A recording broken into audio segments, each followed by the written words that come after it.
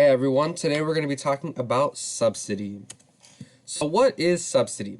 Subsidy is when the government gives money to a private person or company for a specific purpose, right? So a few things to note that are important here, right? So when you're dealing with a subsidy, you're dealing with the government giving money to private people or a private company. So this is different from what you'll learn about when we talk about appropriations. That gives money to government-funded programs, right? This is different, right? This is the government giving money to private people like you and me or private companies that are not affiliated with the government. So the reason that they do this is for a specific purpose, which we will get into in a second, right? There's two types of subsidies. There's direct and there are tax breaks. We will also get into the difference between those two in a second. But first we have to talk about why. Why do subsidies exist? Why does the government give money to people and companies? It's in order to solve problems, right? So we know that the government is a problem-solving institution, right? They're here to try and make life easier for its citizens, for me and you, right? And they try to make changes. And one of the ways that they could do that is by giving out subsidies. Because what a subsidy essentially does is that it incentivizes people to do certain things, right, that are for the good of the country. Okay? And these fall into two broad categories, right? Number one, why a government would want to maybe create a subsidy is to stimulate the economy, right? So the government, right, can manipulate the economy in certain ways. One of the ways they do that is with subsidies in order to make it beneficial to Americans and to the country, right? So let's say, for example, right, when we're dealing with international trade, right, sometimes the government, depending on the term in the presidency, can be more protectionist, which means that the government would want Americans to spend money on American goods rather than foreign goods, okay? So in order to do that, the government might subsidize American companies, right, to make it easier for them to create more goods so that more Americans could buy them, right? They might be cheaper if they're easier to make. So let's say one of the ways that they could do that is by giving out an indirect subsidy in the form of a tax break, right? So let's say that there is an American shoe company and they're competing with a Chinese shoe company.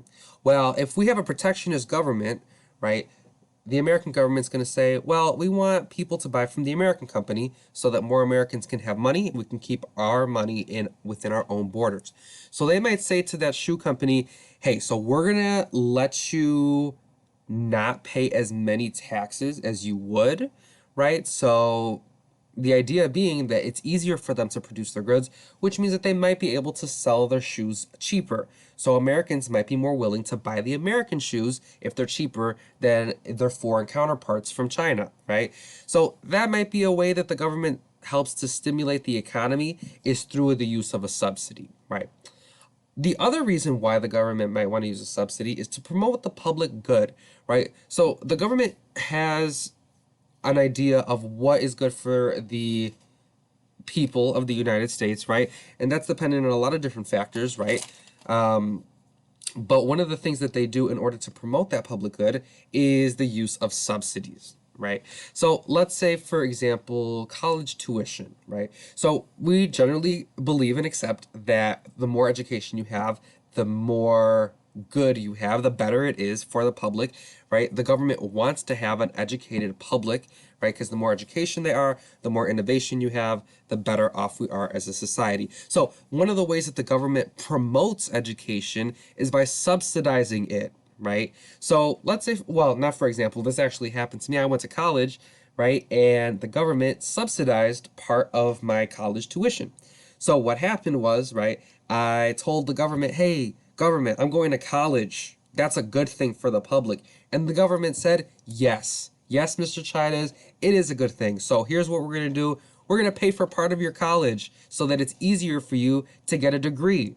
And that's exactly what happened. So the government paid part of my tuition so that it was easier for me to go to college, right? Now I have an education, I have a degree, and I have a job, and I'm contributing back to the society by being a teacher. So that's one of the ways that the government subsidizes the public good, right, is by giving these different types of handouts to people in order to help them, in order to help the public good, in the form of a subsidy.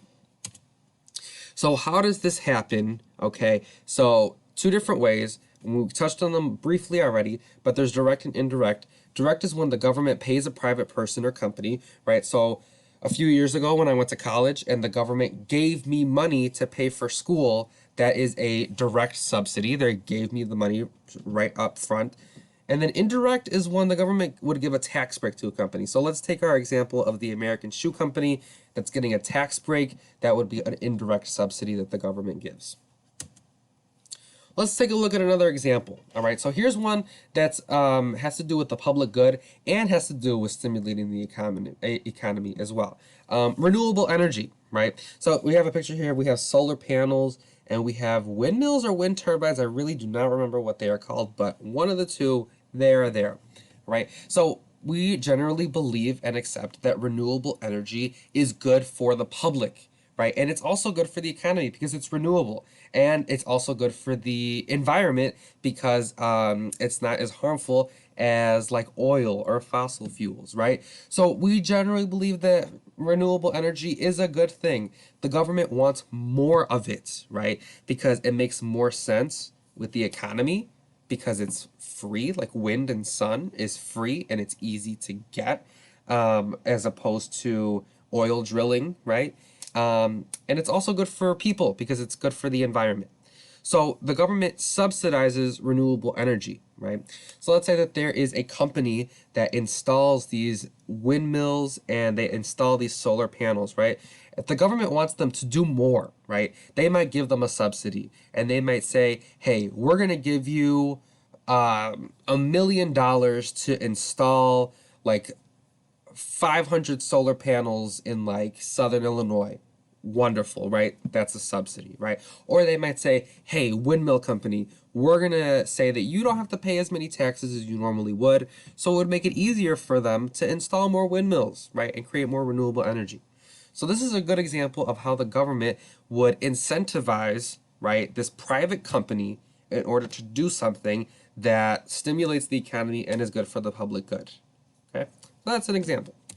Now, there are some positives and negatives that are described with subsidy, and this is also dependent on the different sides of the political spectrum, right? So obviously, conservatives and liberals have different ideas and different opinions about subsidies. So one of the positives that we see from subsidies is that it helps promote public good, right? It helps do good for people and for the economy as well, too, right? So somebody who's in favor of subsidy might argue that the government needs it, right? Because it helps people and it helps promote the public good, right? So they might say that it's good because, right, it helps people pay for college loans, which they might not have done without it, right? That's some of the positives, right? So they believe that it promotes the public good, right? It's good for everybody. It makes people more equal. It helps promote the general well-being of the country. Excellent. Now, some of the negatives, right, that we might see. This is a little more on the conservative side, right? The main thing that they would argue with subsidies is that in order for the government to give money to people, first they have to get money, and they get that through taxes, right? And we know that conservatives would prefer to pay less in taxes and use the money that they save from not spending in taxes to spend however they would like, right? So that would be one of the arguments for why subsidies might be negative, right? So there's negatives, there are positives. Again, it depends on where you are in the political spectrum that you might have a different opinion on subsidy.